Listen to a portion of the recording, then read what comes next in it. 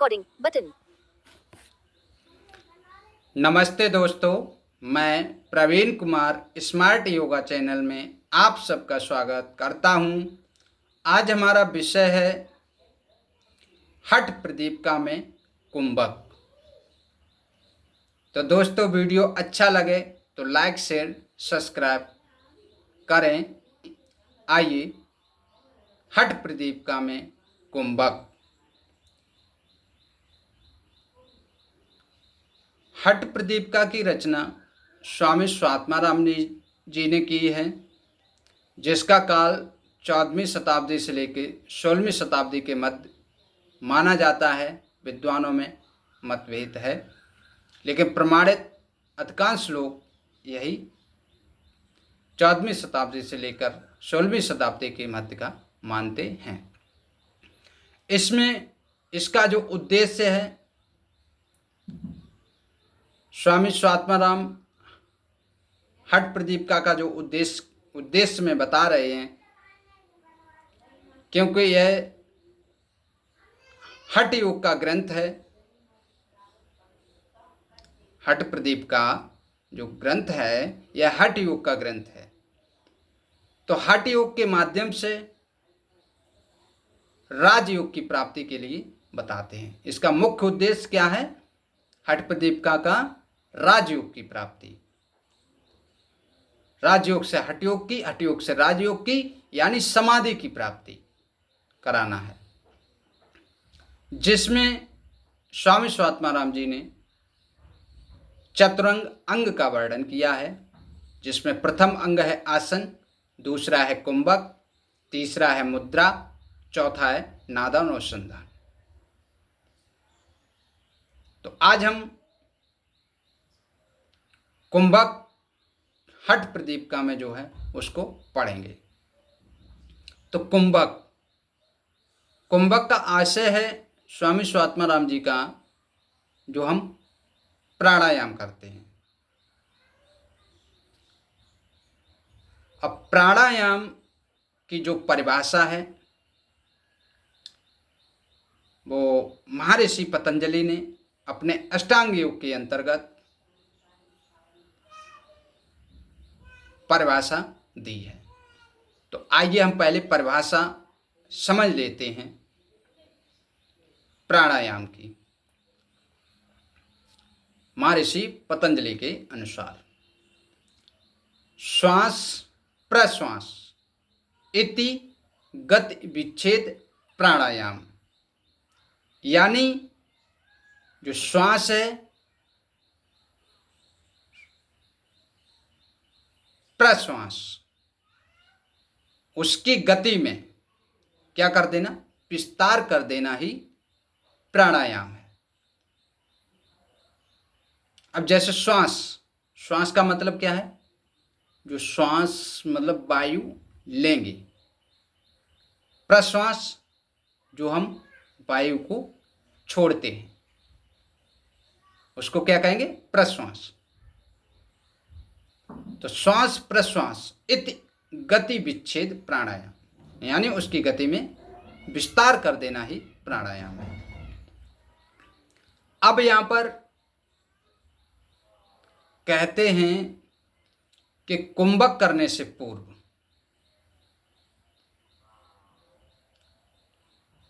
स्वात्माराम जी बताते हैं कि कुंभक करने से पूर्व आपको क्या करना, यानी आपको करना है नाड़ी शोधन प्राणायाम, जिसको आज की उसमें बताया जाए तो इसको अनुलोम विलोम के रूप नाम से भी जानते हैं। लेकिन नाड़ी शोधन जो प्राणायाम है, ये शिव संगीता, यानी जो भगवान शिव के द्वारा रचित शिव संगीता है, उसमें नाड़ी शोधन प्राणायाम का वर्णन मिलता है। तो यानी हठ प्रदीपिका में बताया है कि आप अगर कुंभक करते हैं, कुंभक का अभ्यास करेंगे, तो आपको कुंभक करने से पूर्व नाड़ी शोधन प्राणायाम का अभ्यास करना बहुत जरूरी है। पूर्व की तैयारी में रखा गया है। अब यहाँ पर हम देख लेते हैं कि कुंभक के अंग कितने हैं। तो कुंभक के अंग स्वात्माराम जी ने हठ प्रदीपिका के अकॉर्डिंग यानी अनुसार 3 हैं, पूरक, कुंभक और रेचक। रेचक, कुंभक, पूरक। आइए समझ लेते हैं। अब जैसे वहाँ महर्षि पतंजलि बताते श्वास प्रश्वास, यानी श्वास को लिए श्वास को छोड़े, तो जो श्वास हम लेते हैं श्वास उसको क्या कहा है? पूरक। प्रश्वास जो छोड़े हैं उसे रेचक। और जो हमने स्तंभ कर दी, चाहे बाहर छोड़ दी चाहे अंदर रख ली, रोक दिए, उसे कुंभक है।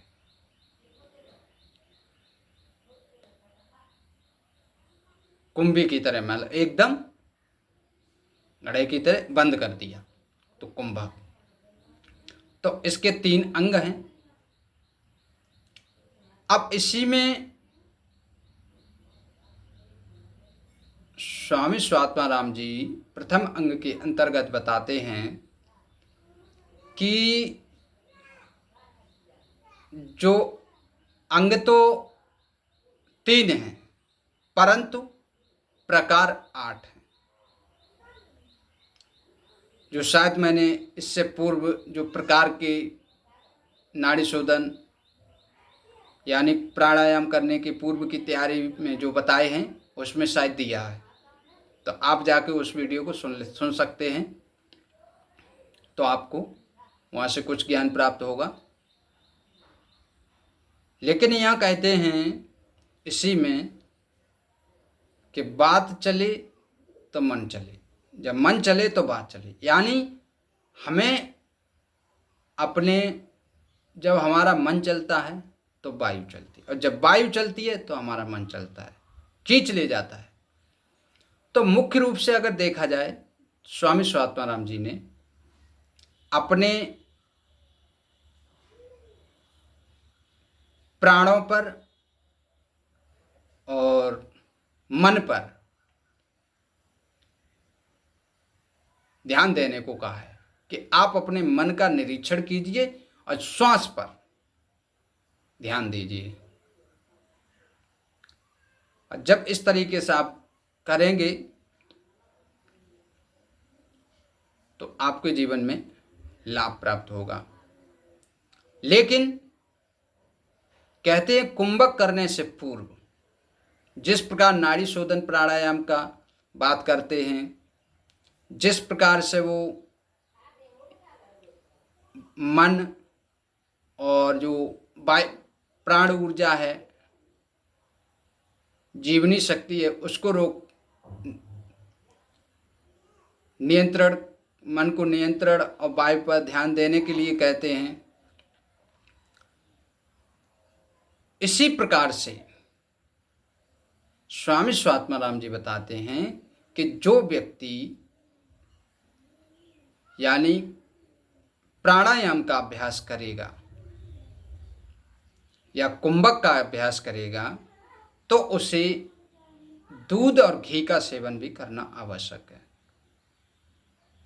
क्योंकि जब आप कुंभक करेंगे, प्राणायाम करेंगे, तो हमारी जो 72,000 नस नाड़ियां हैं हठ प्रदीपिका में बताई, उनकी शुद्धि होती है। अब भगवान शिव के अनुसार शिव संगीता में 3,50,000 बताई हैं। तो यानी प्राणायाम करने से यानी कुंभक करने से हमारे शरीर में जो 3,50,000 नस नाड़ियां हैं शिव संगीता के अनुसार, उनकी शुद्धि होती है।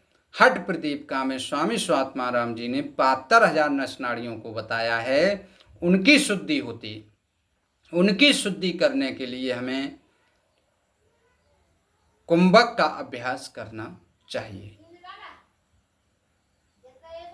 और जब हमारी नाड़ियां शुद्ध होंगी तो हमें व्याधि से मुक्ति मिलेगी, यानी हमारे शरीर में रोग नहीं होगा और लाघवम यानी शरीर हल्कापन होगा, मन प्रसन्न रहेगा। तो दोस्तों, वीडियो अच्छा लगे तो लाइक शेयर सब्सक्राइब करें। आज इतना ही। Thank you.